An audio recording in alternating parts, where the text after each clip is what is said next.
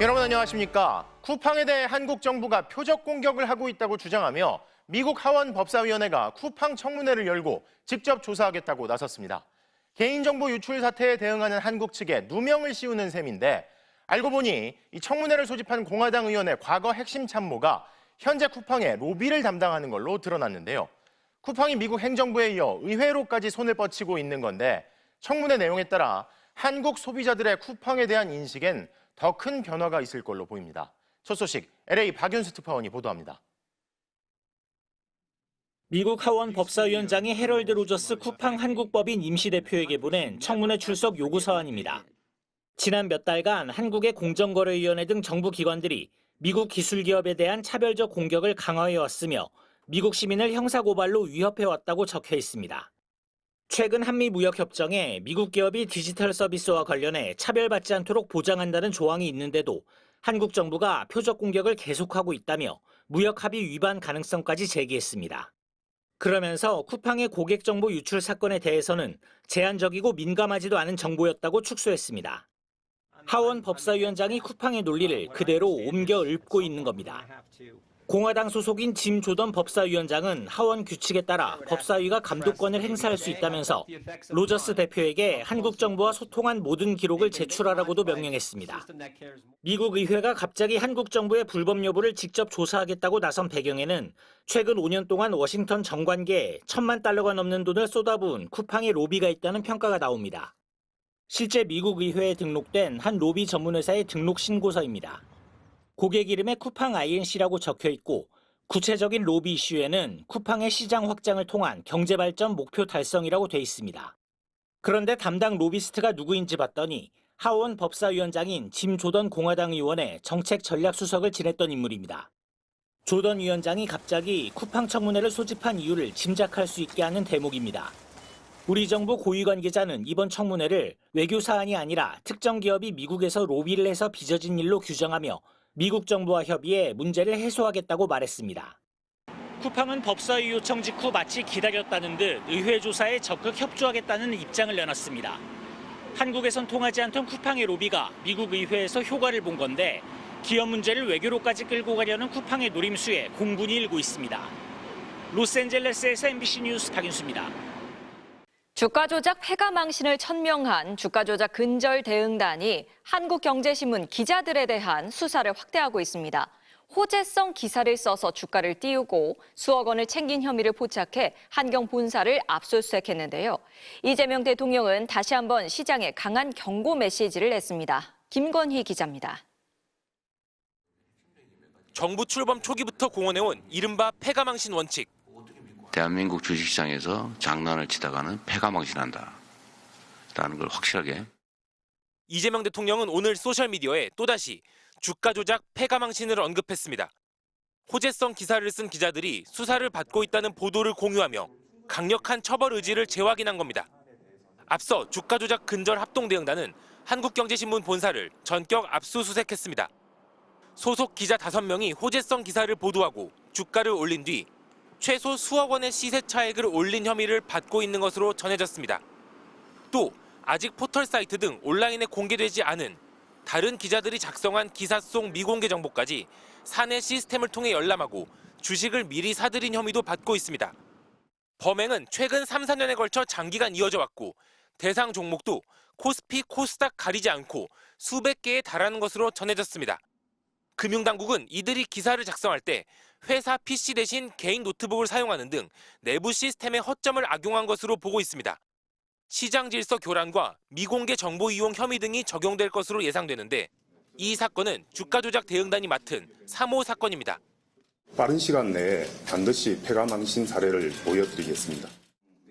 합동대응단은 압수물을 분석한 뒤 관련 기자들을 직접 불러 조사할 방침입니다. 한국경제신문은 내일자 신문 1면에 언론사 구성원이 불미스러운 혐의에 연루돼 참담하고 아울러 업무 방식을 전면 쇄신하겠다면서 독자 여러분께 사과드린다는 입장문을 게시했습니다. MBC 뉴스 김건희입니다. 조국 혁신당과의 합당을 오는 3월까지 마무리하고 조국 혁신당 인사를 지명직 최고위원에 임명한다는 민주당 대위 문건 유출의 파장이 커지고 있습니다. 정청래 대표는 논의된 적 없는 내용을 담은 문건이라면서도 유출 경위를 조사하라고 지시했는데요. 친명계 최고위원들이 밀약서를 다시 거론하며 합당론의 중단을 촉구하는 가운데 민주당은 다음 주 합당 문제를 두고 의원총회를 열기로 했습니다. 김현지 기자가 보도합니다. 더불어민주당과 조국혁신당 합당 방식과 일정을 담은 대외비 문건이 보도되자 민주당은 발칵 뒤집혔습니다. 동아일보가 보도한 합당 절차 및 추진 일정 검토안에는 다음 달 3일까지는 합당 신고를 마친다는 일정과 지명직 최고위원회 혁신당 인사를 임명한다는 구체적인 내용이 담겼습니다. 특히 탈당과 징계 이력으로 인한 공천, 경선 불이익이 없도록 검토하자는 내용도 있는데 민주당을 탈당해 혁신당으로 간 인사들의 출마도 배려한 것으로 보입니다.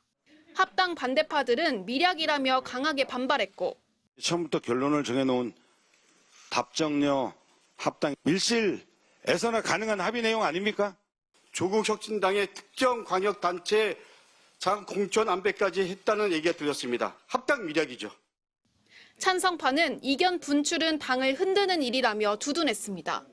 집안 싸움은 담장 밖으로 내지 말라는 말이 있습니다. 오히려 당을 멈춰 세우고 흔드는 일입니다. 정 대표는 논의된 적 없는 자료라면서 유출 경위 조사를 지시했는데 깜짝 놀랐습니다. 정식 회의에 보고되지도 않고 또 논의되지도 않고 실행되지도 않았던 이런 실무자의 작성 문건이 유출되는 일종의 사고가 있었습니다. 조승래 사무총장은 자신의 지시로 작성된 것이라고 밝혔습니다. 제가 그 합당 절차나 과거 사례들이 어떤 것이 있는지에 대해서 정리가 좀 필요하겠다라고 제가 실무자하고 상의를 했고요. 그렇게 해서 만들어지게 된 겁니다. 이런 해명에도 합당 반대파들은 정 대표가 꼬리 자르기를 하고 있다며 합당 논의를 중단하라고 촉구했습니다.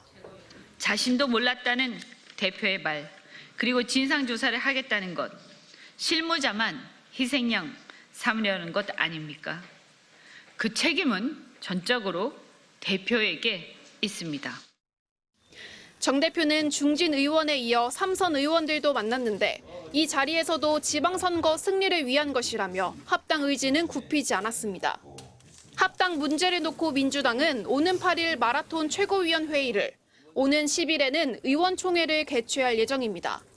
밀약설로 불똥이 튄 조국혁신당은 조국 대표를 비롯해 누구에게도 통지나 협의가 전혀 없었다는 입장을 내놨습니다. MBC 뉴스 김현지입니다. 아들이 대장동 개발업체에서 퇴직금 50억 원을 받았고 이른바 50억 클럽으로 거론되는 곽상도 전 의원에 대해 법원이 이번에도 뇌물을 받은 게 아니라고 판단했습니다.